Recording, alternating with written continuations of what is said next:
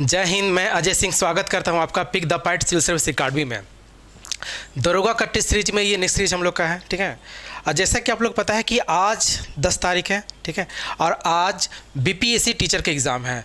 तो Pick the Fight Civil Service Academy की तरफ से जितने भी बीपीएससी टीचर के अभ्यर्थी उन सबको ढेर सारी शुभकामनाएं, ठीक है।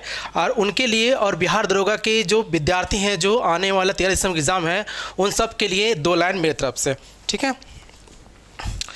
जीवन की कहानी दुख और हर्ष की होती है। जीवन की कहानी दुख और हर्ष की होती है। कीमत जीत की नहीं दोस्तों, संघर्ष की होती है, ठीक है। आप लोग मतलब समझ ही गए होंगे इसका। पता है, अगर किसी चीज़ को पाने के लिए हम लोग पूरे दिल से इच्छा से कोशिश करते हैं तो पता है उसकी जो इच्छा होती कब तक रहती है? उसको पाने तक। समझ गए ना क्या? उसको पाने तक, ठीक है। आप देखोगे बीपीएससी की तैयारी करते होंगे, टीचर का तैयारी करते होंगे या फिर दरोगा का तैयारी करते होंगे, तो इस बात को हमेशा इस बात का एहसास होता होगा आप लोगों का कि कितना जुनून होता होगा। रात रात को जग जग के पढ़ते होंगे आप लोग, हैं, ठीक है। भूखे प्यासे रह के घर से पैसा लेट होता आने में, किसी से कर्जा लेके रहते होंगे, ठीक है। दिन में एक टाइम बना के खाते होंगे, ठीक है। लेकिन उसके बावजूद भी आप लोग क्या कर पढ़ते होंगे सर? किस लिए? क्योंकि आप लोग एग्ज़ाम में फाइट करना है, एग्ज़ाम को क्रैक करना है। लेकिन जिस दिन, याद रखिएगा, जिस दिन इसको आप बीट कर जाते हैं, फाइट कर जाते हैं, आप क्लिक कर जाते हैं, याद रखिएगा धीरे धीरे उसकी अहमियत कम हो जाती है। एक समय ऐसा लगेगा बीपीएससी अधिकारी बन के लगेगा, दरोगा का वर्दी पहन के लगा रही यार तब ठीक है, सब नॉर्मल चल रहा है, ज़िंदगी होगा। लेकिन जो संघर्ष है, जो संघर्ष आपने इस दौरान काटा था, भूखे रह के पढ़ते थे, प्यासे रह के पढ़ते थे, रात दिन इधर घूम के रहते थे, जहाँ तहाँ रह के पढ़ते थे, टेस्ट देने गंगा घाट चले जाते थे, टेस्ट के लिए भूखे प्यासे कहीं भी चले जाते थे। उसके लिए ये ज़िंदगी हमको हमेशा के लिए आपको याद रहेगा, हमेशा के लिए। जब भी बाय चांस किसी कारणवश आपको पटना आना होगा तो जब जो इन गलियों से गुजरेंगे आपको वो दिन आएगा कि हम यहाँ से, ठीक है, ट्राउजर पहन के, गंजी पहन के, ठिठुरते हुए टेस्ट लगाने के लिए जाते थे, ठीक है। इसीलिए मेरा कहना था कि हम लोग जो कीमत होता है वो संघर्ष का होता है। ज़िंदगी में हम लोग को यही याद रहता है, ठीक है। इसलिए आप लोग जी जान के मेहनत कीजिए और आगे कार्यक्रम शुरू करते हैं, ठीक है। चलिए स्टार्ट करते हैं हम लोग आज का। चलिए हम लोग का नेक्स्ट है, देख लीजिए यहाँ पर, किस तिथि से संविधान सभा का अंतरिम संसद के रूप में, ठीक है, अभिभारो हुआ था? किस तिथि से संविधान सभा का अंतरिम संसद के रूप में अभिभारो हुआ था? तो आंसर क्या हो जाएगा इसका? इसका आंसर हो जाएगा ऑप्शन नंबर बी, ठीक है, ऑप्शन नंबर बी। इसका आंसर हो जाएगा ऑप्शन नंबर बी, 26 जनवरी 1950। 26 जनवरी 1950 को, ठीक है। देखिए संविधान सभा का जो गठन हुआ था, संविधान सभा का जो गठन हुआ था वो कैबिनेट मिशन के आधार पे हुआ था, ठीक है। कैबिनेट मिशन के आधार पे, ध्यान रखिएगा, cabinet mission.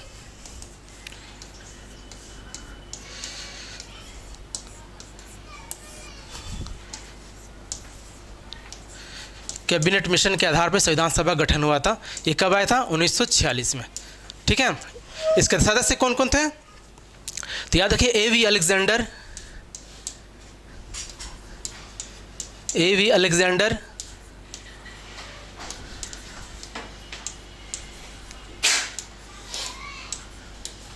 A V Alexander, ठीक है, पैट्रिक लॉरेंस,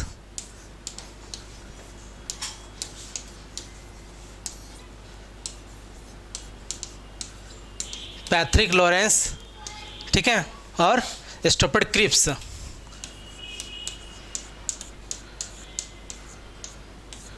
स्टोफर्ड क्रिप्स,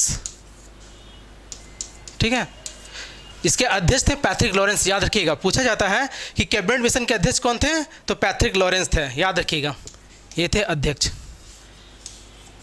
अध्यक्ष थे, ठीक है। अध्यक्ष कौन थे? पैट्रिक लॉरेंस जी थे, ठीक है। याद रखिएगा, संविधान सभा का जो पहला बैठक हुआ था, याद रखिए कब हुआ था?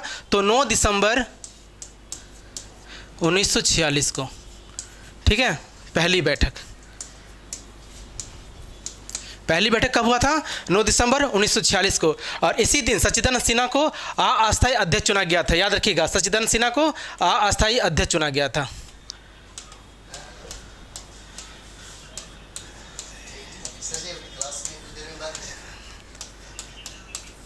ठीक है। सच्चिदानंद सिन्हा को अस्थायी अध्यक्ष चुना गया था, ठीक है। राजेंद्र प्रसाद कब बने थे? याद रखिएगा, एक दिन बाद 11 दिसंबर को, 11 दिसंबर 1946 को, ठीक है, राजेंद्र प्रसाद अस्थायी अध्यक्ष बने थे।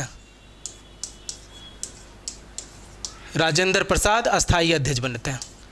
ठीक है, राजेंद्र प्रसाद अस्थाई अध्यक्ष बने थे। याद रखिएगा। याद रखिए, जो कैबिनेट मिशन के दौरान संविधान सभा का जो गठन हुआ था, उसके लिए अप्रत्यक्ष रूप से जो चुनाव किया जा रहा था, याद रखिए उसमें अनुसूचित जनजातियों की संख्या कितनी थी? तो याद है 33। ठीक है,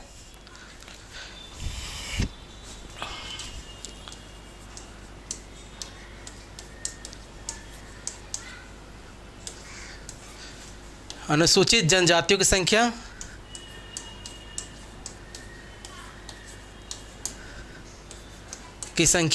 कितनी थी?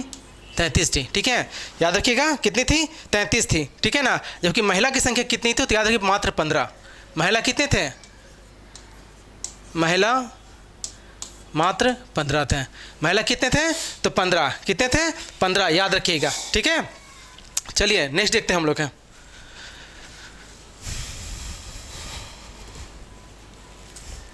एक क्वेश्चन था नेक्स्ट पिछला वीडियो में, उसमें था कि क्वेश्चन पूछा गया, तो उसमें था, ठीक है, कि जो जीएमटी हम लोग था उसके बारे में क्वेश्चन था।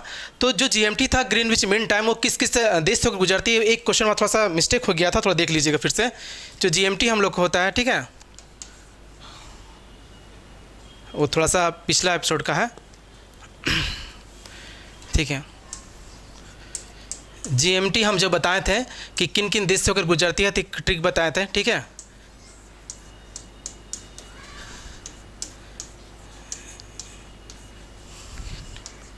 गेट में बीएसएफ। ठीक है, गेट में बीएसएफ बताए थे। जी देख लीजिए, उसमें एम माली होगा। ठीक है, हम मालदीव बता दिए थे। जी से हो गया घाना,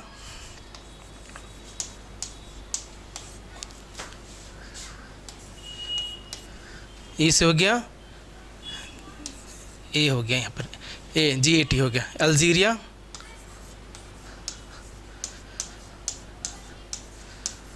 अल्जीरिया। ठीक है, टी से हो गया टोंगो, टोंगो। ठीक है, एम से माली। ठीक है, ये माली, यही गलती हुआ था। ठीक है, माली। ठीक है, ये माली हुआ था। ठीक है, इससे इंग्लैंड हो जाएगा,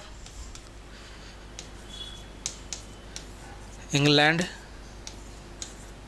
ठीक है, बी से हो जाओ बुर्किना फासो,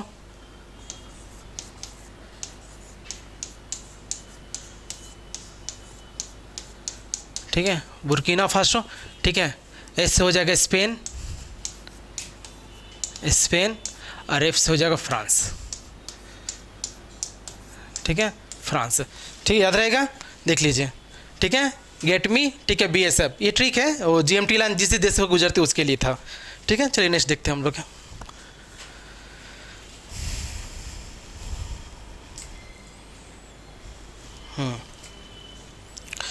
नेक्स्ट क्वेश्चन हम लोग का है कि निम्नलिखित में से कौन वित्त आयोग, ठीक है, निम्नलिखित में से कौन वित्त आयोग द्वारा की गई प्रत्येक सिफारिश को संसद के प्रत्येक सदन के समक्ष रखवाता है? ठीक है, बोल रहा है निम्नलिखित में से कौन वित्त आयोग द्वारा दी गई प्रत्येक सिफारिश को संसद के प्रत्येक सदन में रखवाता है? तो कौन रखवाएगा? तो याद रखिएगा राष्ट्रपति। कौन रखवाएगा? तो राष्ट्रपति रखवाएगा। ठीक है, वित्त आयोग जो उल्लेख है याद रखिएगा आर्टिकल 280 में। ठीक है, इसका उल्लेख किसमें है? आर्टिकल 280 में। ठीक है, याद रखिए राष्ट्रपति प्रत्येक 5 वर्ष में वित्त आयोग का गठन करता है। ठीक है,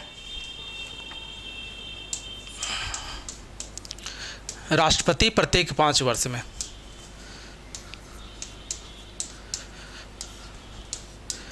प्रत्येक 5 वर्ष में वित्त आयोग गठन करता है। ठीक है, याद रखिएगा गठन करता है कब? प्रत्येक 5 वर्ष में रखता है। ठीक है, याद रहेगा। ठीक है, चलिए नेक्स्ट क्वेश्चन देखते हैं हम लोग हैं।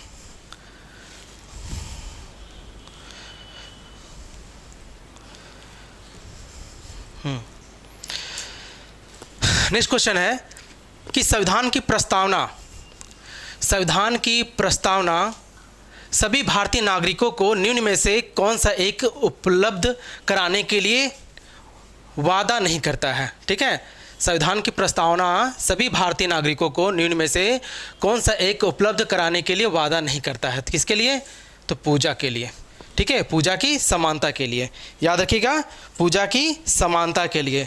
प्रस्तावना आप लोग पढ़े होंगे जो 6 का बुक रहता है, तो याद रखिए कुछ लाइन उसका इस प्रकार था कि हम भारत के लोग भारत को संपूर्ण प्रभु संपन्न समाजवादी पंथ निर्विश लोकतंत्र बनाने के लिए तो समस्त नागरिकों को सामाजिक आर्थिक राजनीतिक न्याय विचार अभिव्यक्ति विश्वास धर्म उपासना प्रतिष्ठा और अवसर की समता प्राप्त करने के लिए तो उन सब में व्यक्ति गरिमा राष्ट्र की एकता और अखंडता सुनिश्चित करने वाली बनता बढ़ाने के लिए दृढ़ संकल्प होकर अपनी संविधान सभा में आज तारीख 26 नवंबर 1949 मिति मांगल शुक्ल सप्तमी संवत 2006 विक्रमी को एदत द्वारा इस संविधान को अंकित अधिनियमित और आत्मकृत करते हैं। ठीक है, ये हमारी प्रस्तावना है। ठीक है, 2-3 बार पढ़ लीजिएगा, याद हो जाएगा।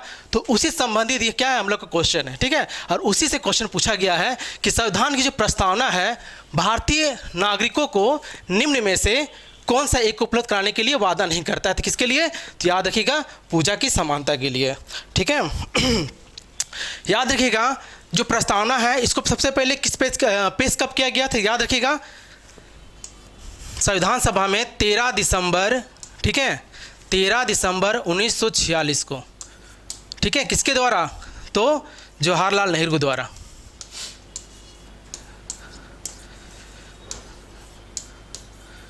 जवाहरलाल नेहरू द्वारा। ठीक है, उद्देश्य प्रस्ताव पेश किया गया था। स्वीकार कब किया गया था, ठीक है, याद रखिए 22 जनवरी 1947 को।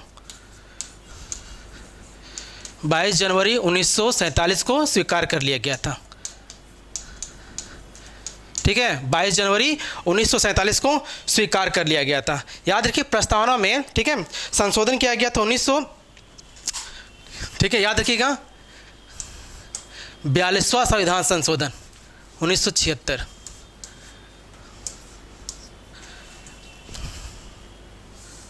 42वां संविधान संशोधन 1976। ठीक है, प्रस्तावना में संशोधन किया गया था। और संशोधन के तहत याद रखिएगा, ट्रिक है, याद रखिएगा ये आपस। ठीक है, याद रखना सबसे आसान है कि प्रस्तावना में 3 शब्द जोड़ा गया था। आस हो गया अखंडता,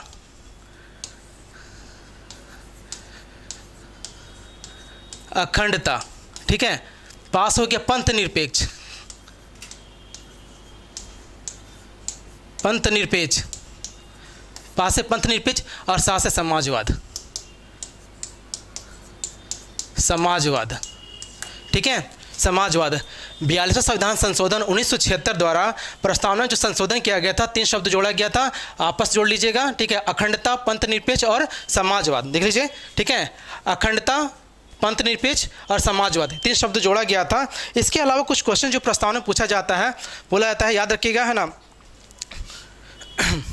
प्रस्तावना में देखिए कुछ और शब्द जैसे बोला जाता है कि कितनी प्रकार की समानता की बात की जाती है, कितनी प्रकार की स्वतंत्रता की बात की जाती है। ठीक है, तो उन सब के लिए देख लीजिएगा, है ना।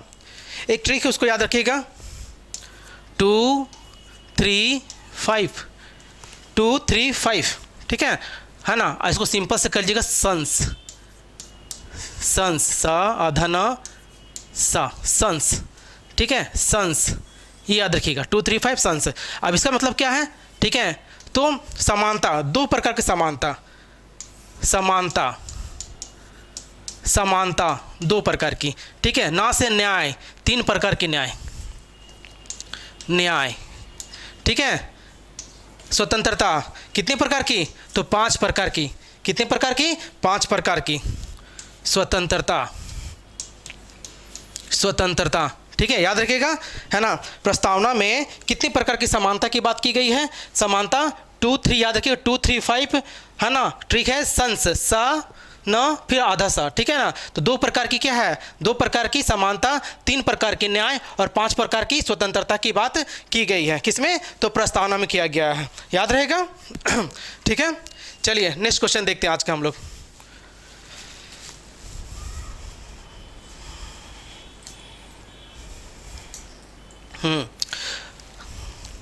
आज का नेक्स्ट क्वेश्चन हम लोग का है, देखिए, बोला निम्नलिखित कथनों का परीक्षण कीजिए। ठीक है, निम्नलिखित कथनों का परीक्षण कीजिए और नीचे दिए गए कुट से, ठीक है, सही उत्तर का चुनाव कीजिए।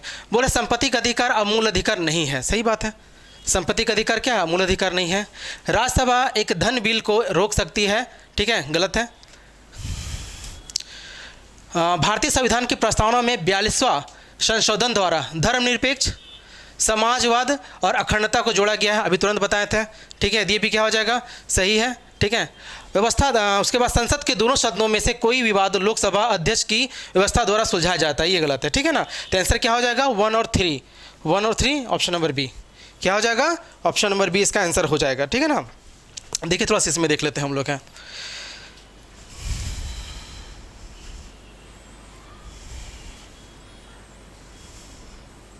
थोड़ा सा स्पेस कम है, देखिएगा यहाँ पर थोड़ा सा है ना,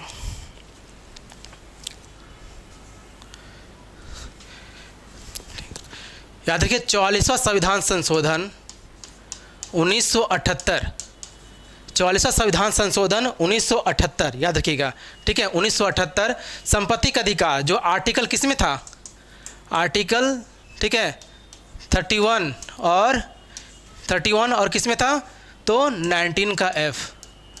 ठीक है, 19 का F है ना। इसमें क्या किया, 42वां संविधान संशोधन 1978 द्वारा, ठीक है, क्या किया, आर्टिकल 31 और 19F को क्या किया, मूल संविधान से हटाकर, ठीक है, संवैधानिक अधिकार यानी कि कानूनी अधिकार बना दिया गया। और संपत्ति के अधिकार को कहाँ डाल दिया गया, तो आर्टिकल 300 का क में, आर्टिकल 300 का क में डाल दिया गया, किसको, ठीक है, संपत्ति के अधिकार को डाल दिया गया। ठीक है, याद रहेगा 44वां संविधान 1978 में क्या किया गया, आर्टिकल 31 और 19 का F में संशोधन किया गया और संपत्ति का अधिकार जो पहले मूल अधिकार और कानूनी अधिकार के तहत किस में डाल दिया गया, 300 का में, 300A में या का में इसको डाल दिया गया था। ठीक है, याद रहेगा इसका। ठीक है, थोड़ा इसके अलावा कुछ हम देख लेते हैं, है ना, कि मूल अधिकार कौन कौन हम लोग पास में है, मूल अधिकार कौन कौन हम लोग पास में, थोड़ा देख लेते हैं इसको हम लोग हैं। ठीक है, जैसे कि इसका कुछ ट्रिक है, इसको याद रखिएगा एक तो, है ना। देखिए सबसे पहले क्या है, मूल अधिकार देखिए तो हम लोग पहले 7 थी, अब 6 है। ठीक है, स्पेस का, ठीक, जो मूल अधिकार है पहले, ठीक है, पहले 7 थी अब 6 है। देख लेते कौन कौन इसमें से है। जैसे पहले है, देखिए, समानता का अधिकार,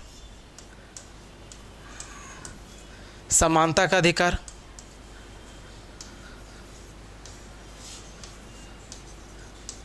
समानता का अधिकार, ठीक है। उसके बाद स्वतंत्रता का अधिकार, स्वतंत्रता का अधिकार, उसका शोषण के विरुद्ध अधिकार, शोषण के विरुद्ध अधिकार,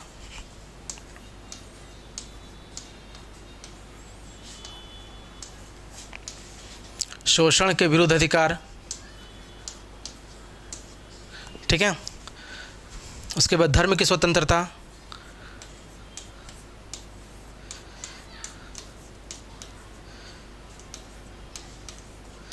धर्म की स्वतंत्रता, संस्कृति एवं शिक्षा का अधिकार, संस्कृति एवं शिक्षा का अधिकार,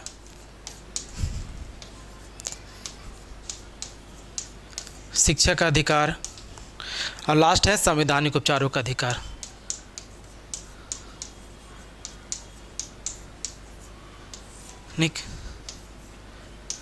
उपचारों का अधिकार, संवैधानिक उपचारों का अधिकार।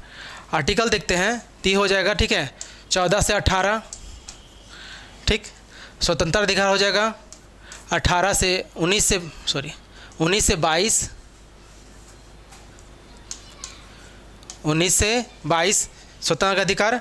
शोषण के विरुद्ध अधिकार हो जाएगा 23-24 आर्टिकल है, ठीक है, ये सब आर्टिकल है, ध्यान रखिएगा। हम क्या बता रहे हैं कि कितनी प्रकार का मूल अधिकार है, जो पहले 7 था अब 6 हो गया है, ठीक है। समानता का अधिकार, स्वतंत्रता का अधिकार, शोषण के विरुद्ध अधिकार, धर्म की स्वतंत्रता, ठीक है, संस्कृति शिक्षा का अधिकार, संवैधानिक उपचारों का अधिकार, ठीक है। उसी के तहत ये आर्टिकल देख लीजिएगा कि समानता का अधिकार 14 से 18, स्वतंत्रता का अधिकार 19 से 22, ठीक है, शोषण के विरुद्ध अधिकार 22 से 24, धर्म की स्वतंत्रता 25 से 28, 25 से 28 आर्टिकल है, 25 से 28, ठीक है। संस्कृति एवं शिक्षा का अधिकार 29-30 आर्टिकल है, 29-30, ठीक है ना। और संवैधानिक उपचारों का अधिकार तो कितना होगा, आर्टिकल 32, ठीक है 32। 31 कहाँ गया? तो पहले ही बता चुके थे कि 44वें संविधान संशोधन द्वारा ठीक संपत्ति का अधिकार को हटा दिया गया है। ठीक है, तो हम लोग का देख लीजिए 6 गो हम लोग का है। ठीक है, समानता का अधिकार, स्वतंत्रता का अधिकार, शोषण के विरुद्ध अधिकार, धर्म की स्वतंत्रता, शिक्षा एवं संस्कृति का अधिकार, संवैधानिक उपचारों का अधिकार। ठीक है, याद रखिएगा। ठीक है ना। चलिए नेक्स्ट क्वेश्चन देखते हैं हम लोग का।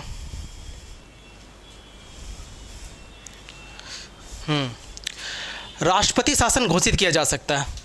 राष्ट्रपति शासन घोषित किया जा सकता है।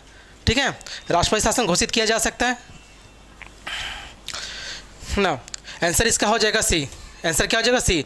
राज्यपाल के लिखित सिफारिश पर राष्ट्रपति इस बात से सहमत हो कि राज्य का शासन संविधान के उबंधों के अनुसार नहीं चल रहा है। ठीक है, याद रखिएगा। क्वेश्चन क्या था? राष्ट्रपति शासन घोषित किया जा सकता है। ठीक है, आंसर सी हो जाएगा। थोड़ा देख लेते हैं हम लोग इसमें। याद रखिएगा है ना कि जो राष्ट्रपति शासन होता है 3 प्रकार का होता है। ठीक है, याद रखिएगा। पहला होता है आर्टिकल 352, 352, 356 और कितना होगा? 360। ठीक है, ये 3 प्रकार क्या आपातकाल है। 3 प्रकार का आपातकाल है। ठीक, याद रखिएगा। 352, 356, 360। ठीक है, 352, 356, 360। इसका प्रयोग मात्र 3 बार हुआ अभी तक। पहली बार 1962 में हुआ था, याद रखिएगा। पहली बार, ठीक है, 352 का प्रयोग पहली बार 1962 में हुआ था। ठीक है, चीन के। ठीक है, 1962 में हुआ था, याद रखिएगा। इसके अलावा कब कब हुआ था? ठीक, याद रखिएगा। 1971 और 1975 में हुआ था। ठीक है, यानी कि 3 बार। आर्टिकल 352 का प्रयोग कब हुआ? 3 बार। पहली बार 1962 में हुआ था।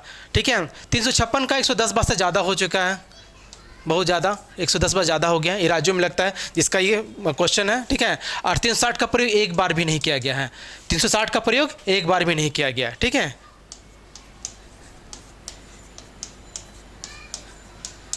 एक बार भी नहीं किया गया है। ठीक है, अच्छा 356 जो है, ठीक है, ये जो राज्यों में लगाया जाता है, ये पहली बार 1951 में पंजाब में लगाया गया था। ठीक है, याद रखिएगा। पहली बार 1951 में पंजाब राज्य में लगाया गया था। ठीक है, 300 का प्रयोग 1951 में पंजाब में।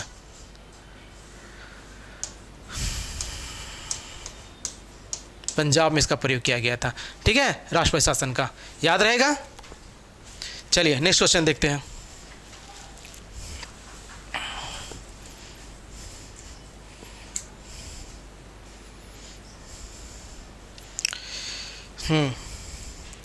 नेक्स्ट क्वेश्चन है कि निम्नलिखित में से कौन विषय है जिन पर कम से कम, ठीक है, जिन पर कम से कम आधे राज्यों के विधानमंडलों के अनुसमर्थन से ही संवैधानिक संशोधन संभव है। ठीक है, माने कि जो संसद में पास होने के बाद भी आधा राज्यों का समर्थन उसको चाहिए होता है, वैसा संशोधन कौन कौन सा हो जाएगा?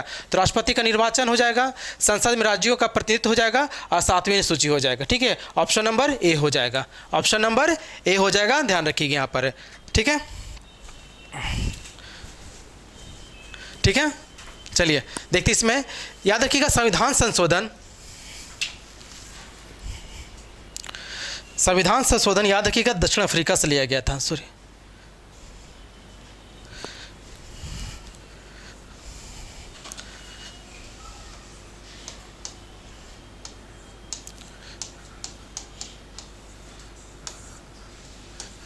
संविधान संशोधन कहाँ से लिया गया था? दक्षिण अफ्रीका से।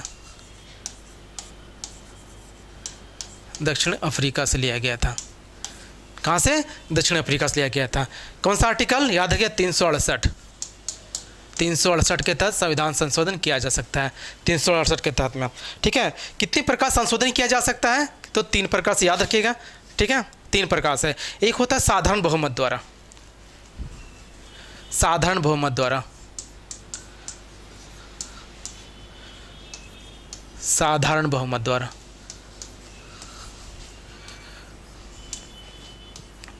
साधारण बहुमत द्वारा। ठीक है, इसका हो जाएगा सिंपल फॉर्म लगेगा। ठीक है, 1/2 + 1, 1/2 + 1, याद रखिएगा 1/2 सिंपल में लिखें, मान के टोटल सीटों की संख्या 500 है, ठीक है, 500 टोटल सीटों की संख्या कितना है 500, दोस्तों डिवाइड करेंगे कितना आ जाएगा 250, ठीक है, +1 एक जोड़ दिए इसमें, कितना हो गया 251, ठीक है, ये सिंपल मेजोरिटी हो गया, 251 अगर आ गया सिंपल मेजोरिटी, बहुमत पास हो गया, ठीक है। याद रखिए ज़्यादातर जो होता है साधारण बहुमत से ही होता है, इसके अलावा होता है विशेष बहुमत, ठीक है, ये देखिए विशेष बहुमत, विशेष बहुमत, विशेष बहुमत, ठीक है, इसमें 2/3 मेजोरिटी चाहिए, 2/3 मेजोरिटी चाहिए विशेष बहुमत से, ठीक है। और इसके अलावा और क्या होता है, तो एक होता है लास्ट होता है विशिष्ट विशेष बहुमत इसको बोलते हैं, ठीक है, विशिष्ट विशेष बहुमत, विशेष बहुमत, विशिष्ट विशेष बहुमत। और इसमें क्या होता है 2/3 प्लस आधा राज्यों का समर्थन, आधा राज्यों का समर्थन, राज्यों का समर्थन, ठीक है, आधा राज्यों का समर्थन, ठीक है। और इसी के तहत क्वेश्चन जो हम लोग का था इसी था विशिष्ट विशेष बहुमत से था हम लोग का, ठीक है, आधा राज्यों का समर्थन जो था याद रहेगा, ठीक है। क्या बताते हैं, संविधान संशोधन दक्षिण अफ्रीका से लिया गया आर्टिकल किसके तहत 368 जो हम लोग का संविधान संशोधन से संबंधित है। 3 प्रकार संशोधन होता है याद रखिएगा, साधारण बहुमत द्वारा, ठीक है, विशेष बहुमत द्वारा और विशिष्ट विशेष बहुमत द्वारा। और विशिष्ट बहुमत वे थे, विशिष्ट विशेष बहुमत ही है जिसके द्वारा आधा राज्यों का समर्थन हम लोग को चाहिए होता है, ठीक है। चलिए नेक्स्ट क्वेश्चन देखते हैं।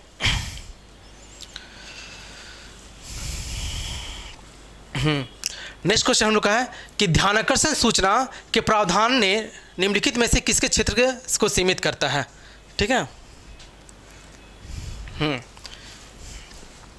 पूरा ध्यानाकर्षण जो सूचना है, ठीक है, ध्यानाकर्षण सूचना के प्रावधान ने निम्नलिखित में से किस क्षेत्र को सीमित करता है, तो याद रखिएगा, ठीक है, ये अल्पवर्धी चर्चा को, ठीक है, अल्पवर्धी चर्चा को, ठीक है, याद रखिएगा, है ना। इसके अलावा थोड़ा सा देखते हैं हम लोग हैं जो हम लोग का शून्य काल है, ठीक है,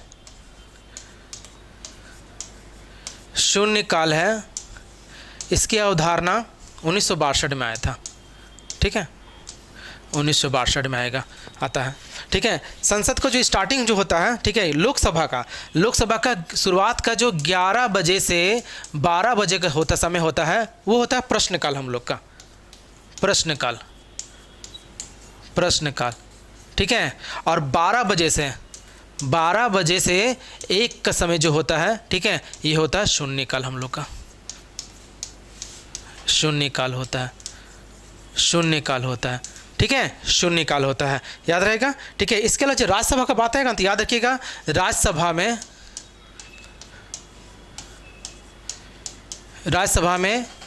11 से 12 बजे जो समय होता है उसको शून्यकाल बोलते हैं,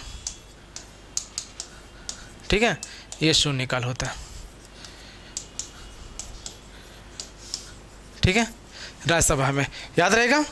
चलिए नेक्स्ट क्वेश्चन देखते हैं हम लोग हैं।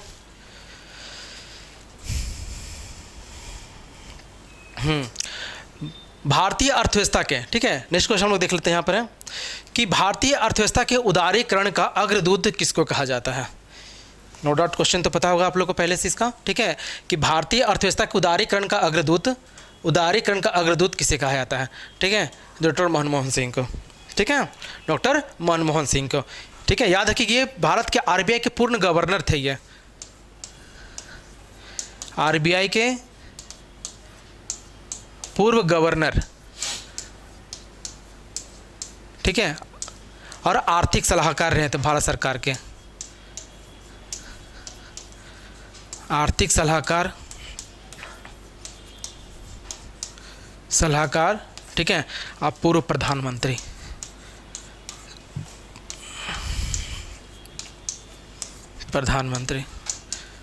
ठीक है। आर्थिक उदारीकरण की नीति कब आई थी तो याद रखिएगा 1991 में, 1991 में। इसमें सरकारी जो नियम होता है उसमें कुछ छूट दिया जाता है ताकि जो विदेशी कंपनी है उसको भारत में निवेश करने के लिए ज़्यादा क्या मुश्किल का सामना ना करना पड़े, ताकि ज़्यादा से ज़्यादा निवेश हो सके, ठीक है, याद रखिएगा। उदारीकरण नीति कब आई थी तो 1991 में आई थी, ठीक है, याद रहेगा। चलिए नेक्स्ट क्वेश्चन देखते हैं हम लोग हैं।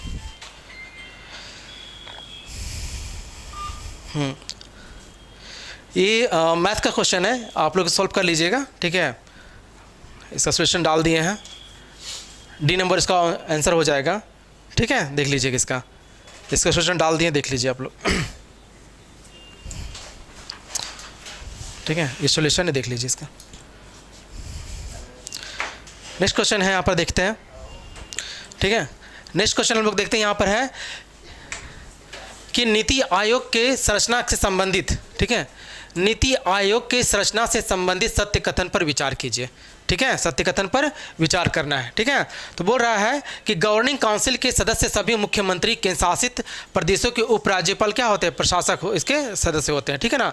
गवर्निंग काउंसिल के सभी सदस्य मुख्यमंत्री केंद्र शासित प्रदेशों के उपराज्यपाल प्रशासक होते हैं, ठीक है। याद रखिएगा, ये सही हम लोग का है, ठीक है ना। जबकि पर नीति आयोग के पदेन सदस्य 7 होता है, 7 नहीं बल्कि कितना होता है, 4 होता है, ठीक है ना। तो आंसर क्या हो जाएगा, आंसर हम लोग का बी हो जाएगा। आंसर कौन सा हो जाएगा, बी हो जाएगा। आंसर कौन सा हो जाएगा, बी हो जाएगा हम लोग का, ठीक है ना। देखिए थोड़ा देख लेते हैं नीति आयोग के बारे में। नीति आयोग का धरना याद रखिए कब आई थी, ये योजना आयोग के स्थान पर, योजना आयोग के स्थान पर लाया गया था इसको, योजना आयोग के स्थान पर लाया गया था। कब लाया गया था नीति आयोग को,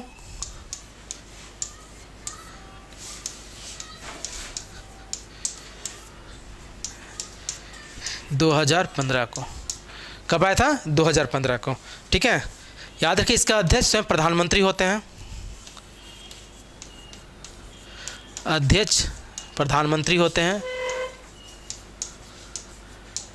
अध्यक्ष प्रधानमंत्री होते हैं, ठीक है। इसके जो उपाध्यक्ष होते हैं, याद रखिएगा कैबिनेट मंत्री का दर्जा प्राप्त होता है उसको, ठीक है। इसके जो उपाध्यक्ष होते हैं, उपाध्यक्ष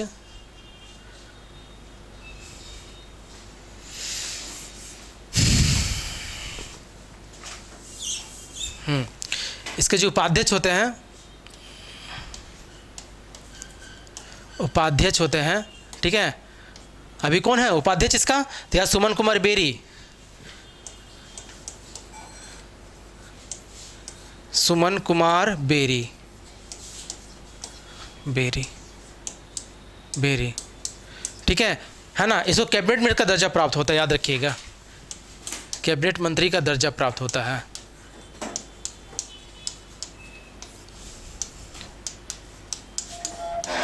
ठीक है। कैबिनेट मंत्री का दर्जा प्राप्त होता है, ठीक है। इसके सीईओ कौन है बता सकते हैं, याद रखिए सीईओ कौन है, तो वी.आर. सुब्रमण्यम, सीईओ हो जाएगा वी.आर. सुब्रमण्यम,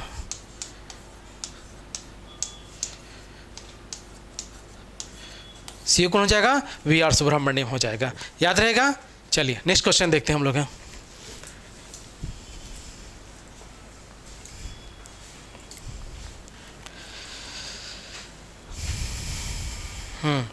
ये मैथ का क्वेश्चन है, ठीक है। इसका आंसर ये हो जाएगा, डिस्कशन दे दिया इसका है, आप लोग देख लीजिए इसको, ठीक है।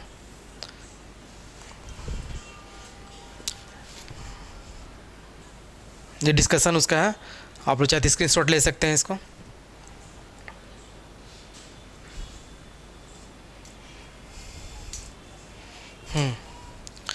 चलिए नेक्स्ट है कि भारत ने बहुराष्ट्र कंपनियों को प्रोत्साहन देना और बढ़ावा देना, ठीक है ना, है, ठीक है। तो किसके कारण होता है, याद रखिएगा, अभी तुरंत बताए थे निजीकरण के बारे सॉरी, ठीक, याद रखिएगा। तो भारत में बहुराष्ट्रीय कंपनियों को प्रोत्साहन देना और बढ़ावा देना है, तो किसका, निजीकरण के द्वारा, सही है, उदारीकरण के द्वारा, सही है, और वैश्विक नीतिकरण के नीति द्वारा, ये भी सही है। उदारीकरण बढ़ाया था अभी जो 1991 में जो लाया गया था, ठीक है, उसके द्वारा होता है। निजीकरण होता है कि जो सार्वजनिक कंपनी होती है, ठीक है, विभाग होते हैं, उसका जो भार होता है वो निजी कंपनी को दे दिया जाता है, ये निजी क्षेत्र को चला जाता है, ठीक है ना। उदारीकरण बताया था कि सरकारी नियमों में क्या ढील दिया जाता है, सरकारी नियमों में ढील दिया जाता है, ठीक है, सरकारी नियमों में ढील दिया जाता है, सरकारी नियमों में ढील दिया जाता है, ठीक है।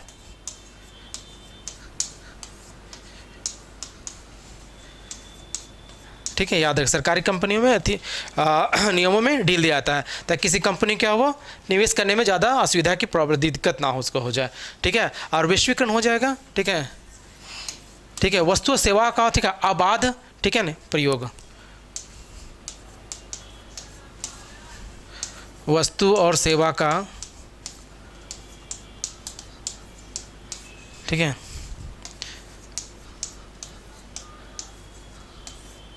ठीक है, वस्तु और सेवा का आबाद, ठीक है, प्रयोग बोल सकते हैं, निर्यात बोल सकते हैं, ठीक है ना। जैसे आप देखते हो मेड इन चाइना, ठीक है, मेड इन यूएसए सब मिलता है ना, तो वहाँ का सामान जो मिल रहा है हम लोग को, तो वही वैश्वीकरण हो गया, ग्लोबलाइजेशन जिसको बोल सकते हैं हम लोग के, ठीक है। तो ये सभी क्या हुआ, ये सभी भी किसी अर्थव्यवस्था को बढ़ावा देने के लिए बहुत ही होती है, बहुराष्ट्रीय कंपनियों के लिए प्रोत्साहन देने के लिए बहुत ज़्यादा होती है, ठीक है। चलिए नेक्स्ट क्वेश्चन देखते हैं, इसका आंसर डी हो जाएगा, याद रखिएगा।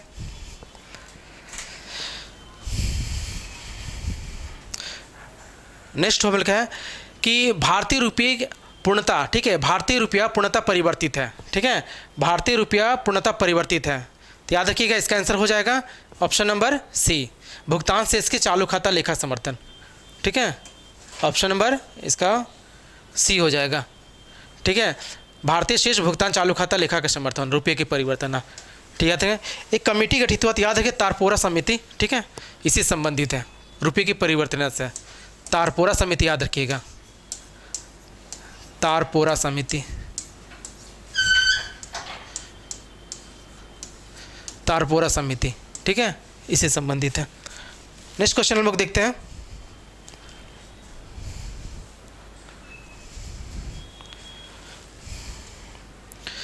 नेक्स्ट क्वेश्चन हम लोग का है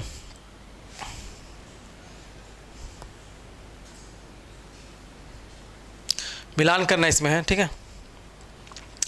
नेक्स्ट क्वेश्चन हम लोग को देखिए मिलान करने वाला दिया गया है, ठीक है, नेक्स्ट क्वेश्चन मिलान करने वाला दिया गया है। आप लोग हो सके ना जितना हो सके स्पीड करके इसको देख लीजिएगा, ठीक है, समय तो नहीं होगा उतना, तो इसको ना जितना हो सके स्पीड करके देख लीजिएगा तो आपका काम आ जाएगा कुछ ना कुछ, ठीक है। देखिए विद्युत चुंबकत्व है ना, ये फैराडे ने दिया था, ठीक है, आनुवंशिकता का नियम मेंडल ने, जड़त्व का नियम न्यूटन ने, ठीक है, और प्राकृतिक वर्णवाद का ये डार्विन ने, प्राकृतिक वर्णवाद का डार्विन ने दिया था, प्राकृतिक वर्णवाद का डार्विन दिया। देखिए चुंबकत्व का नियम फैराडे, आनुवंशिकता सिद्धांत मेंडल, जड़त्व का नियम न्यूटन और प्राकृतिक वर्णवाद डार्विन ने दिया था। तो आंसर क्या हो जाएगा इसका, ए का 2, ठीक है, 2 3 4 1, ठीक है, 2 3 4 1, ऑप्शन नंबर 20 का हो जाएगा आंसर, ठीक है, 2 3 4 1 हो जाएगा, बी एस का आंसर हो जाएगा, याद रखिएगा, ठीक है है ना। देखिए थोड़ा सा देख लेते हैं कि आनुवंशिक नियम जो दिए थे है ना मेंडल ने, याद है गार्डन पी का प्रयोग किया गया था, ये गार्डन पी का, गार्डन पी यानी कि मटर के पौधे का प्रयोग किया था, मटर के पौधे का प्रयोग किया था, मटर के पौधे का प्रयोग किया गया था, ठीक है। जड़त्व का नियम याद है कि गैलीलियो का नियम है ना, यह गति का पहला नियम बोला जाता है, जड़त्व के नियम के गैलीलियो का नियम, गैलीलियो का नियम, गैलीलियो का नियम, ठीक है, या फिर गति का पहला नियम बोला जाता है,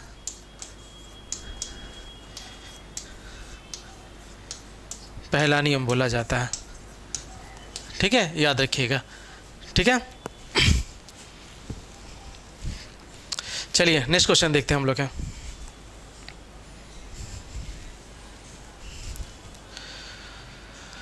नेक्स्ट क्वेश्चन यहाँ पर है कि जब कठोर जल, ठीक है, जब कठोर जल पूर्णतः, जब कठोर जल, ठीक है, जब कठोर जल पूर्णतः वाष्पीकृत हो जाता है तो पात्र में सफ़ेद ठोस ये बचा रह जाता है, या निम्नलिखित में से किन की उपस्थिति के कारण होता है। याद रखिएगा कैल्शियम मैग्नीशियम, ठीक है, calcium magnesium sulphate, calcium magnesium carbonate, calcium magnesium chloride, इसका आंसर हो जाएगा क्या, ठीक है हो जाएगा सभी, क्या आंसर हो जाएगा, सभी इसका आंसर हो जाएगा, याद रखिएगा, ठीक है, आंसर क्या हो जाएगा, सभी हो जाएगा। याद रखिएगा कठोर जल को मृदुल बनाने के लिए, ठीक है,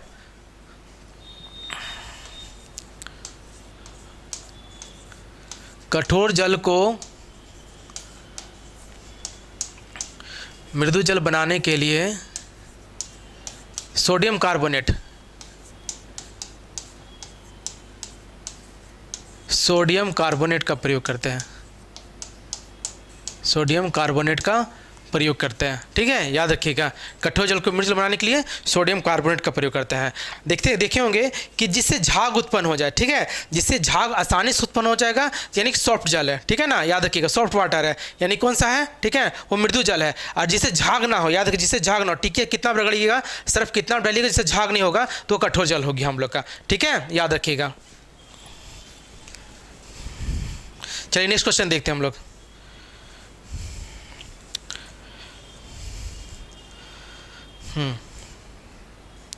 बोल रहा है कैप्सूल का आवरण, ठीक है, कैप्सूल का आवरण बना होता है, कैप्सूल का आवरण बना होता है, ठीक है। जो कैप्सूल होता है देखे होंगे, जो खाते होंगे लंबा लंबा टाइप का जो होता होगा, अक्सर देखे होंगे। तो कैप्सूल का जो आवरण होता है, ठीक है, वो किसका होता है, ठीक है, कैप्सूल का आवरण बना होता है किसका, तो याद रखिएगा स्टार्च का।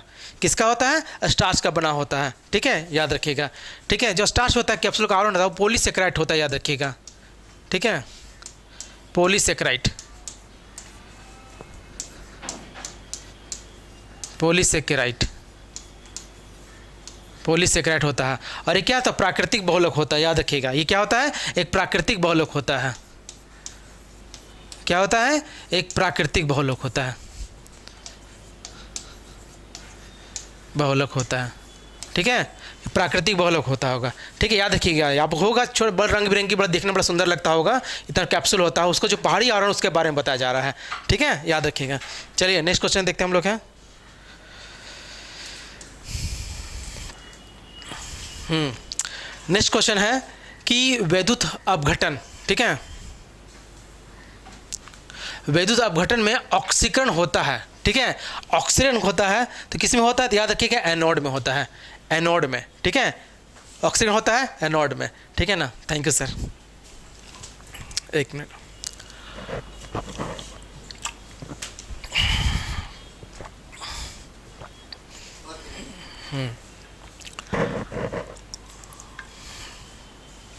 थैंक यू सर, ठीक है।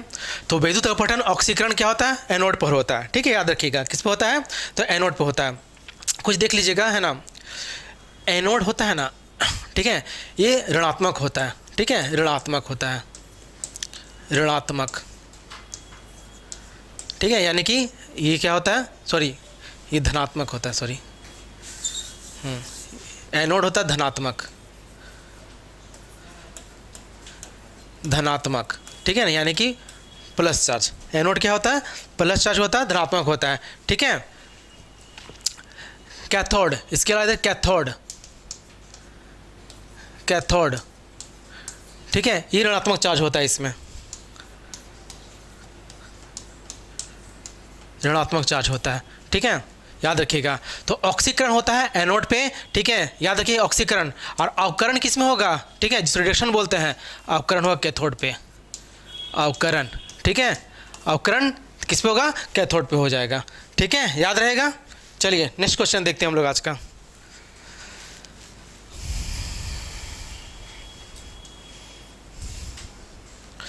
ठीक है, देखिए एथिलीन अणु की आकृति होती है, एथिलीन जो अणु होता है उसका आकृति होता है, ठीक है, बोला एथिलीन जो अणु होता है उसका आकृति कैसा होता है, ठीक है, तो समतल त्रिकोणीय होता है, याद रखिएगा कैसा होता है, तो समतल त्रिकोणीय होता है। एथिलीन अणु की आकृति कैसा होता है, तो समतल त्रिकोणीय होता है, ठीक है। थोड़ा इसका स्ट्रक्चर देखते हैं, अणु स्ट्रक्चर देखते हैं इसका, है अणु का, देखिए ये इसका स्ट्रक्चर होता है समतल त्रिकोणीय,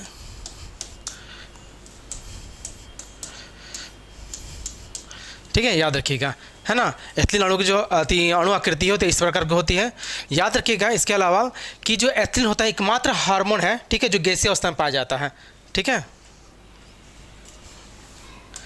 गैसीय अवस्था में पाया जाता है,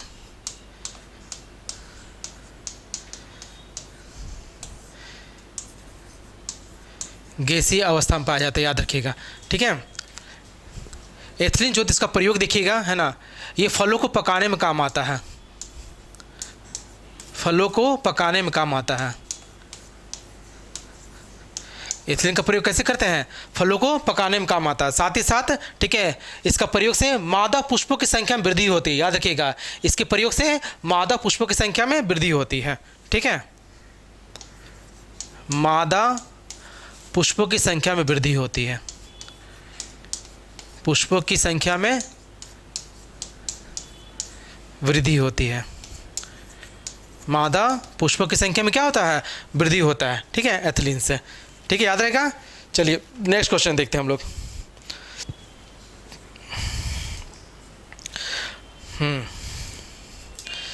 नेक्स्ट क्वेश्चन है कि भारत का पहला रिमोट सेंसिंग सैटेलाइट छोड़ा गया था, ठीक है, भारत का पहला रिमोट सेंसिंग ये सैटेलाइट छोड़ा गया था, ठीक है, भारत का पहला रिमोट सेंसिंग सैटेलाइट छोड़ा गया था, याद रखिएगा, भारत का पहला रिमोट सेंसिंग छोड़ा गया था, ठीक है। ये कौन सा हो जाएगा, बीकानेर से, कौन सा हो जाएगा, बीकानेर से छोड़ा गया था। भारत का पहला रिमोट सेंसिंग सैटेलाइट छोड़ा गया कब, बीकानेर से छोड़ा गया था। तो कब छोड़ा गया था, याद रखिएगा, 17 मार्च 1988 को, 17 मार्च 1988 को, ठीक है। नाम क्या था, IRS, ठीक है, 1A, ठीक है, नाम क्या था, IRS 1A, नाम क्या था इसका, IRS 1A, ठीक है ना, किसका, जो भारत का पहला रिमोट सेंसिंग सैटेलाइट छोड़ा गया था, कब छोड़ा गया था, 17 मार्च 1988 को, नाम क्या था, IRS 1A, क्या नाम था, IRS 1A, ठीक है, पहला छोड़ा गया था, याद रखिएगा, ठीक है ना। अगर पूछा जाएगा, ठीक है, कि भारत का पहला जो उपग्रह था उसका नाम क्या, जो छोड़ा गया था, तो याद रखिए आर्यभट्ट, पहला उपग्रह,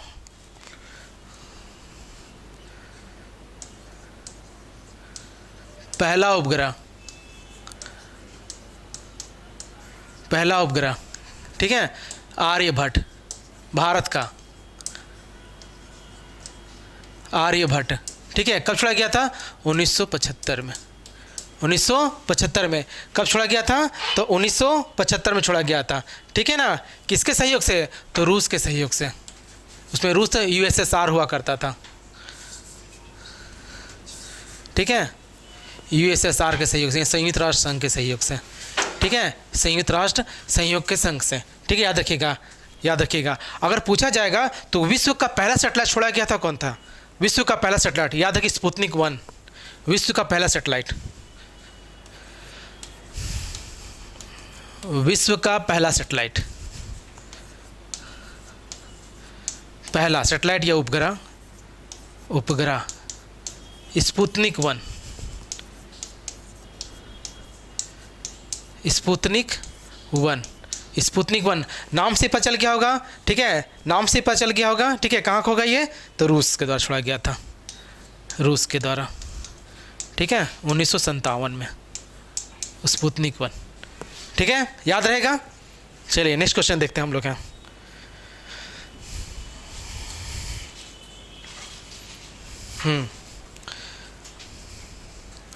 बोला निम्नलिखित में से कौन सा एक वह प्रोग्राम है जो उच्च स्तर भाषा को मशीन में बदलता है, ठीक है, बोल रहा है निम्नलिखित में से कौन सा वह प्रोग्राम है जो उच्च स्तर भाषा को मशीन में बदलता है, ठीक है, उच्च स्तर भाषा को मशीन में बदलता है, उच्च स्तर भाषा को मशीन में बदलता है, ठीक है, तो क्या हो जाएगा, संकलन, ये कंपाइलर, संकलन ये कंपाइलर, ठीक है। इसके अलावा उच्च स्तरीय भाषा देख लेते हैं, जैसे फोर्टोन, ये उच्च स्तरीय भाषा है,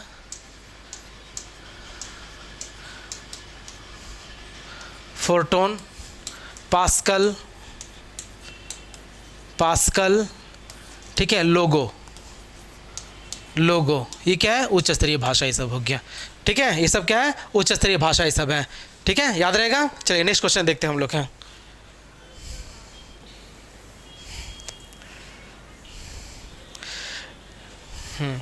नेक्स्ट क्वेश्चन है कि CH3 CH2 CH2 है ना, CH2 CH, ये जो CH और CH3 का, ठीक है ना, यौगिक है, का प्राथमिक अनुमूलन क्या है, ठीक है, प्राथमिक, सॉरी,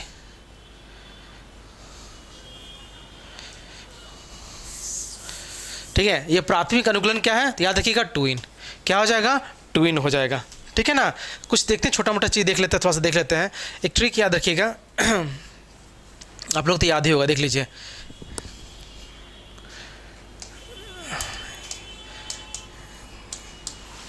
कुछ याद नहीं, फॉर्मूला है, इसको याद रखिएगा, ठीक है ना।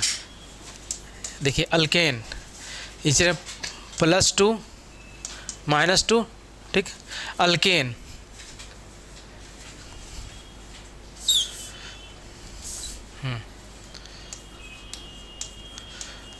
अल्केन, इसका फॉर्मूला क्या आता है, CnH2n+2, ठीक है।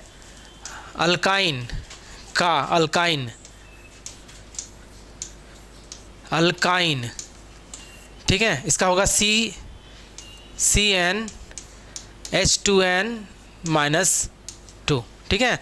और की सिंपल अल्किन, सिंपल होगा अल्कीन, इसका होगा CnH2n। ये फार्मूला है, पूछा जाता है एग्ज़ाम पे, ठीक है, याद रखिएगा। चलिए नेक्स्ट क्वेश्चन देखते हैं हम लोग।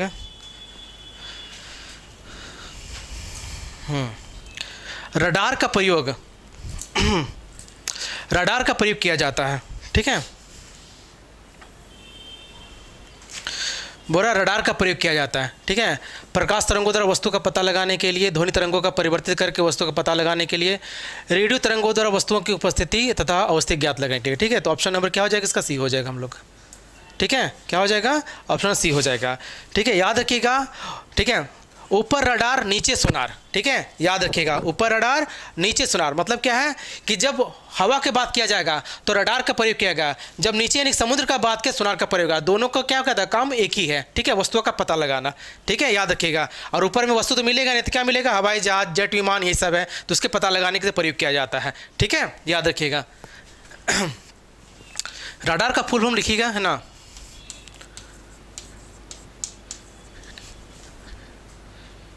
रेडियो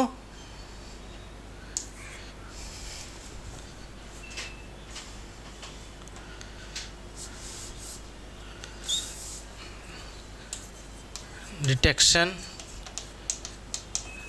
एंड रेंजिंग, ठीक है।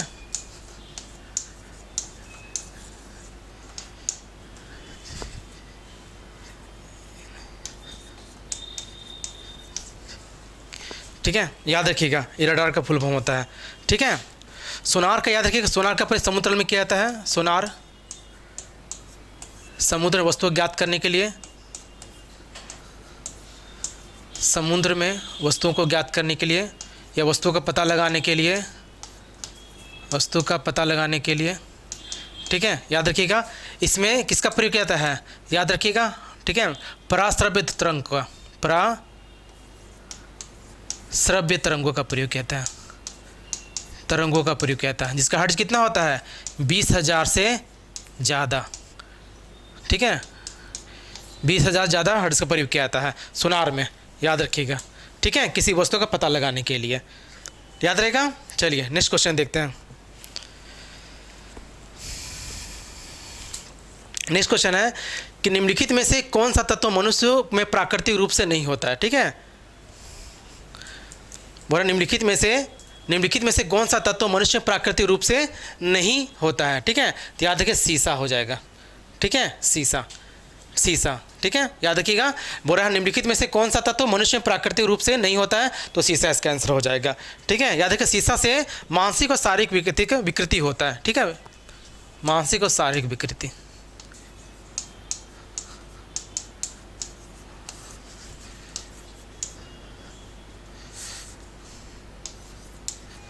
मानसिक और शारीरिक,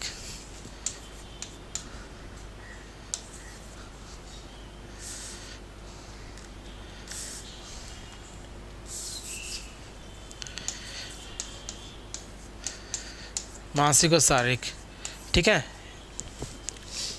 याद रखिएगा। शीशा का आयस को गेलेना बोलते हैं, आयस का,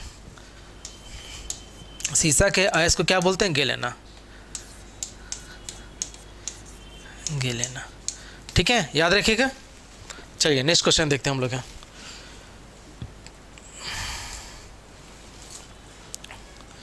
नेक्स्ट क्वेश्चन है कि वह रेडियो समस्थान जिसे परिवहन तंत्र में खून के थक्के का पता लगाने के लिए, ठीक है, प्रयोग में लाया जाता है, ठीक है। क्वेश्चन क्या हम लोग का है, बोल रहा है वह रेडियो समस्थानिक जिसे परिवहन तंत्र में खून के थक्का का पता लगाने के लिए प्रयोग में लाया जा सकता है, ठीक है। तो क्या हो जाएगा, सोडियम 24, क्या हो जाएगा, सोडियम 24, ठीक है, याद रखिएगा।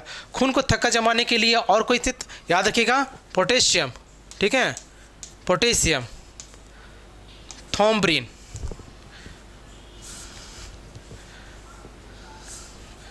देख लीजिएगा, पोटेशियम, विटामिन के जिसको बोलते, सॉरी विटामिन के, विटामिन के हो जाएगा, ठीक है।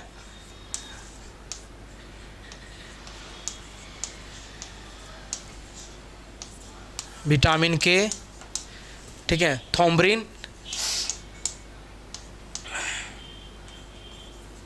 थॉम्ब्रिन, प्रोथॉम्ब्रिन, प्रोथॉम्ब्रिन, फाइब्रोजिन,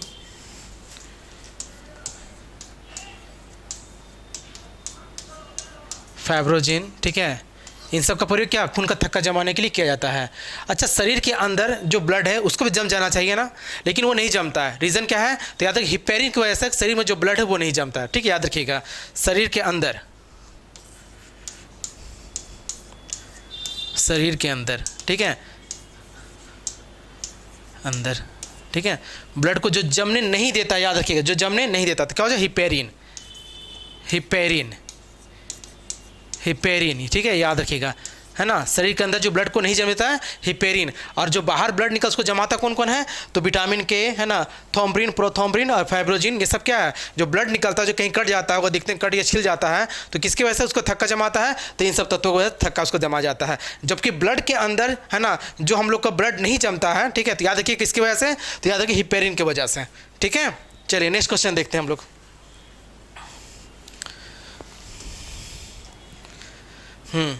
नेक्स्ट क्वेश्चन हम लोग का है कि प्रोटीन, एक प्रोटीन था एक इलेक्ट्रॉन को।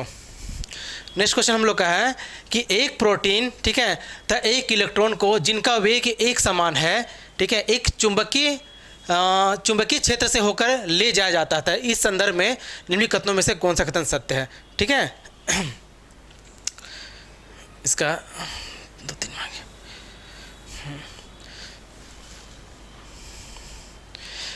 इसका 2 पेज में आंसर था, चूंकि आंसर पहला ही था इसी वजह से इसको छोड़ दिए थे, ठीक है। तो याद रखिए प्रोटीन था इलेक्ट्रॉन पर समान विपरीत बल होता है, ठीक है। प्रोटीन तथा इलेक्ट्रॉन पर समान और विपरीत बल होता है, ठीक है, याद रखिएगा, ठीक है। थोड़ा सा देख लेते हैं इसको, है ये कोई अणु हो गया, सेंटर में होता है प्रोटॉन और न्यूट्रॉन, ठीक है, प्रोटॉन और न्यूट्रॉन, और इलेक्ट्रॉन क्या है, चक्कर काटता है, इलेक्ट्रॉन चक्कर काटता है, ठीक है ना। प्रोटॉन पे प्लस चार्ज होता है, याद रखिएगा, प्रोटॉन पर प्लस चार्ज होता है, इलेक्ट्रॉन पे नेगेटिव चार्ज होता है, ठीक है। प्रोटॉन प्लस चार्ज होता है, इलेक्ट्रॉन पे नेगेटिव चार्ज होता है, ठीक है, याद रखिएगा। अगर द्रव्यमान निकालने के बाद क्या बोल करिएगा, तो प्रोटॉन प्लस न्यूट्रॉन, इससे क्या निकल जाएगा, द्रव्यमान निकल जाएगा, द्रव्यमान निकल जाएगा, ठीक है। और किसी कारण को प्रोटॉन नहीं दिया हुआ है, किसी कारण प्रोटॉन नहीं दिया हुआ है, तो क्या कीजिएगा, उसमें इलेक्ट्रॉन दिया होगा, ठीक है, तो इसका प्रयोग करके, क्योंकि प्रोटॉन इलेक्ट्रॉन बराबर होता है, ठीक है, प्रोटॉन इक्वल टू इलेक्ट्रॉन, इसका मान बराबर होता है, ठीक है, इलेक्ट्रॉन का मान बराबर होता है।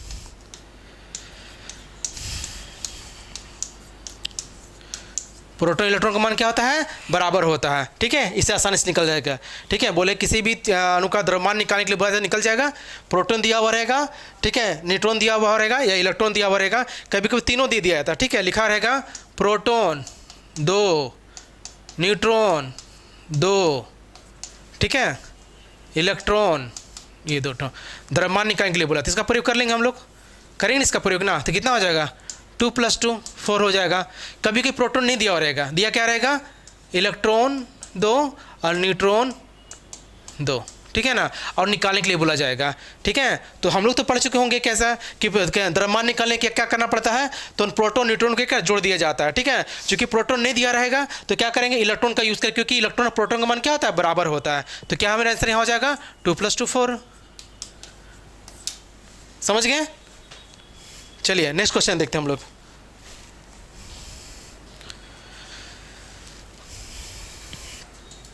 नेक्स्ट क्वेश्चन है कि नवजात शिशु को, ठीक है, नवजात शिशु को ट्रिपल एंटीजन वैक्सीन, ठीक है, ट्रिपल एंटीजन वैक्सीन निम्नलिखित में से किस रोगों से प्रभावित करने के लिए लगाई जाती है, ठीक है, प्रतिरक्षा करने के लिए लगाई जाती है, ठीक है, नवजात शिशु को।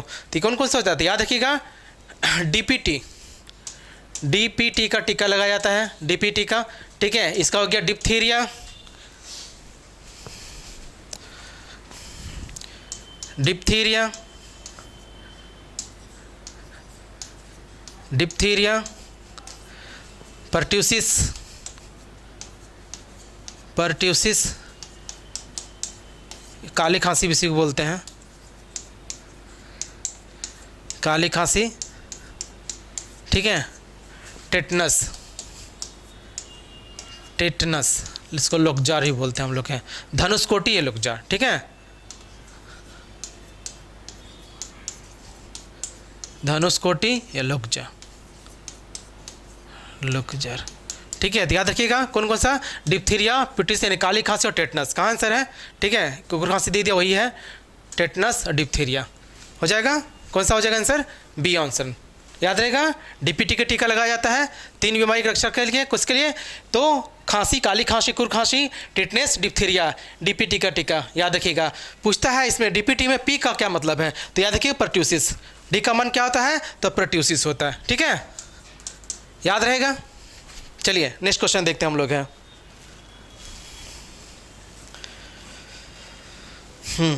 नेक्स्ट क्वेश्चन है कि गहरे समुद्र में, ठीक है, गहरे समुद्र के गोताखोर, गहरे समुद्र के गोताखोर, गहरे समुद्र के गोताखोर निम्न में से किस एक गैस मिश्रण का उपयोग करते हैं। किसका उपयोग करेंगे, तो हीलियम ऑक्सीजन का करेंगे, नो डाउट हीलियम और ऑक्सीजन करेंगे, ठीक है। याद रखिएगा, क्योंकि हीलियम जो होता है वो ब्लड में आसानी से नहीं घुलता है, ठीक है, प्रॉब्लम, ठीक है। याद रखिएगा, गुब्बारे में कौन सा गैस होता है, गुब्बारे में, तो याद रखिए हीलियम गैस का प्रयोग करते हैं गुब्बारे में, गुब्बारे में, गुब्बारे में भी किसका प्रयोग करते हैं, हीलियम गैस का प्रयोग करते हैं, हीलियम गैस का प्रयोग करते हैं, ठीक है। इसके हिस्से हल्का तो हम लोग का होता है, ऑक्सीजन होता है, ठीक है ना, सॉरी हाइड्रोजन, ऑक्सीजन होता है, ठीक है। उसका प्रयोग क्यों नहीं करते हैं, क्योंकि क्या विस्फोटक का रूप में हो जाता है, ठीक है। याद रखिएगा, विस्फोटक का रूप हो जाता है, ठीक है, विस्फोटक का रूप हो जाता है वो।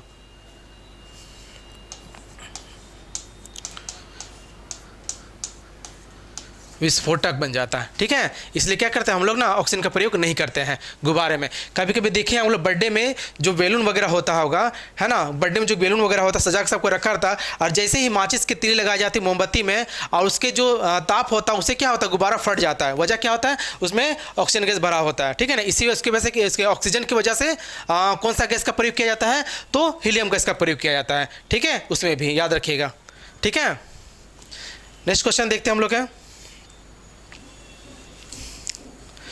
बोला खानों में विस्फोट, खानों में विस्फोट का सबसे महत्वपूर्ण कारण क्या है। खान जो होता है, जो खोदा जाता है ज़मीन के अंदर, ठीक है, किसी भी तरह का मटेरियल से कि कोयला निकालने के लिए या फिर और भी कोई अश्क निकालने के लिए, ठीक है ना। तो वो जो खदान होता है उसमें विस्फोट का कारण क्या होता है ना, उसमें विस्फोट का कारण क्या होता है, तो याद रखिए मीथेन का हवा से मिलना, मीथेन का हवा से मिलना, मीथेन का हवा से मिलना, ठीक है। याद रखिएगा, मीथेन क्या होता है, CH4, मीथेन क्या होता है, CH4, मीथेन क्या होता है, CH4 मीथेन होता है, ठीक है। ये हवा के संपर्क में आते क्या, तो विस्फोट का रूप धारण कर लेता है मीथेन गैस हम लोग का, ठीक है। मीथेन को मार्स गैस ही बोलते हैं हम लोग हैं, ठीक है,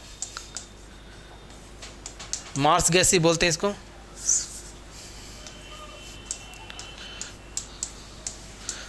मार्स गैस ही बोलते हैं, ठीक है ना। विस्फोटक से याद रखिएगा, है ना, कि डायनामाइट का आविष्कार जो हुआ था, डायनामाइट,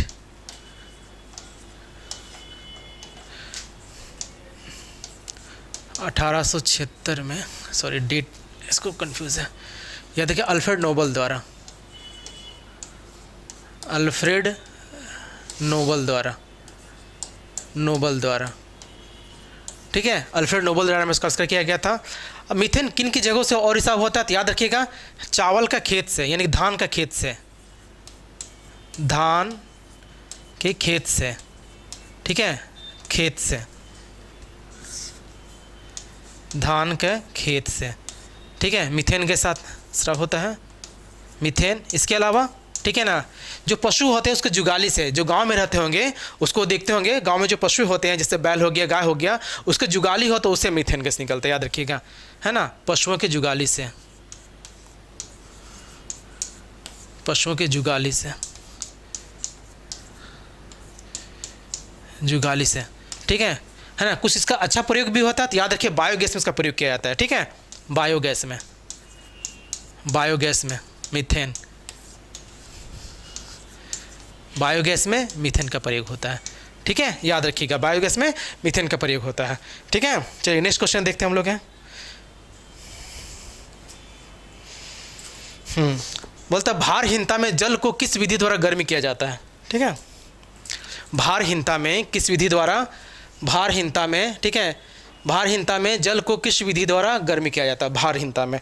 ठीक है, थोड़ा देख लेते हैं इसको, कंसेप्ट में थोड़ा सा है। देखिए याद रखिएगा, चालन, चालन, संवहन,